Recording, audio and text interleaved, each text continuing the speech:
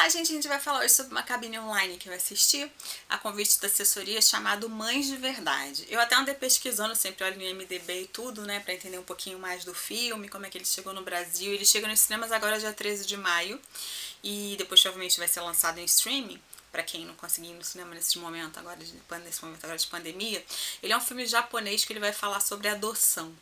E eu achei um filme extremamente interessante pelo ponto de vista de que os países são muito diferentes, né? Com leis de adoção, com, enfim, com sua cultura, com essa carga cultural, com o papel da mulher também na sociedade. Então, é um filme que ele tem o roteiro, né, da Naomi Kawase. Eu não lembro de ter visto outro filme dela, apesar de já ter ouvido falar de outros filmes dela.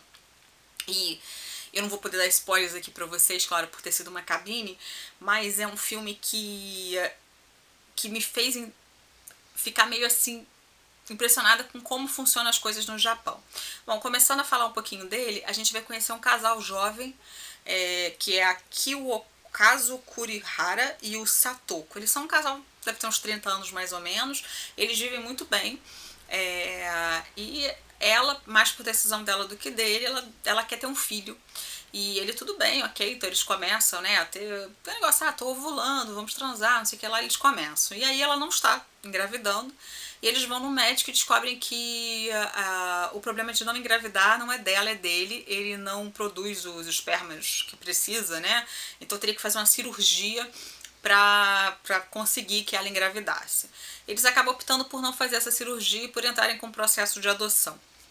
Eles então adotam o pequeno Asato, bebezinho ainda, né? Ao contrário das adoções aqui no Brasil, que a grande maioria, é muito difícil você adotar um bebezinho, a maioria das crianças já são, né? É mais fácil você adotar crianças acima de 6 anos, né? Crianças bebês é muito raro de você conseguir adotar, é mais difícil, né? Você adotar. Lá, pelo que explica ali, tem um lugar onde as mulheres entregam seus filhos, ou elas mesmas vão, ficam ali um tempo, que é esse caso, que é onde fica a Hikari, que é a mãe dessa criança. Ela é uma mãe de 14 anos na época, e isso a gente vai ver o flashback ela também, contando que ela engravidou de um menino na escola, que era o namoradinho dela, e o pai dela obrigou a ter essa criança dentro desse local, onde ela depois pudesse entregá-la para adoção.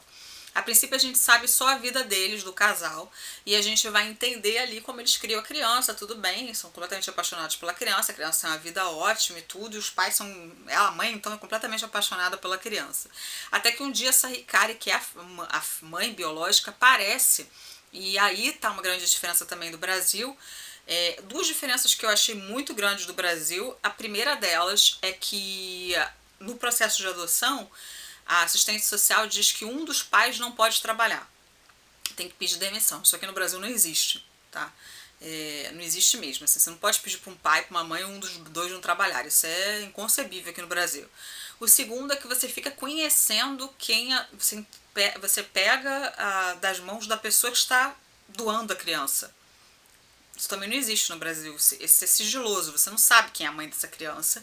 E nem essa mãe da criança sabe quem é você. Inclusive, para não acontecer isso, depois, um dia da manhã ou depois, né, a pessoa bater na sua casa e vir pegar a criança, querer a criança.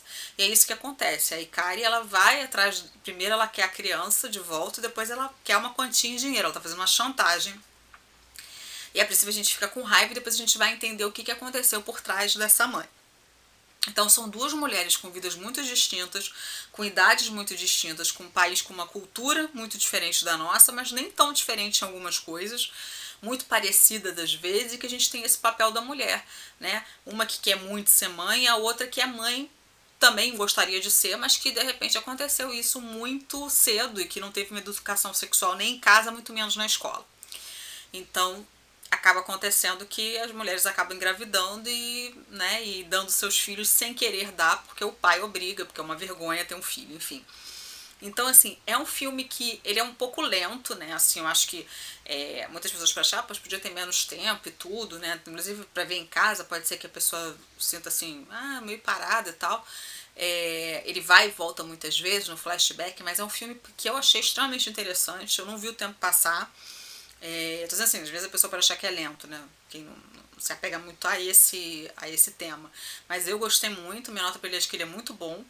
E o final é daqueles realmente que deixa a gente ficar pensando no que você faria se fosse você, né? Essa pessoa que adotou essa criança com tanto amor e tudo, né? E como é que seria a lei lá? A gente também precisa entender como é que é isso. Eu conheço a brasileira, mas a japonesa realmente eu não conheço tão a fundo assim. Só o que foi falado no filme. É isso. Vou ficando aqui com a minha dica pra vocês, mães de verdade. Acho que é um filme que vale super a pena assistir e conhecer um pouquinho aí. As atrizes estão maravilhosas e dá uma bela emocionada aí essa questão de mãe e de você querer ser e de você ser e não poder ficar com a criança. Beijo grande, eu vou ficando por aqui, agradecendo a assessoria pela oportunidade. Tchau, tchau.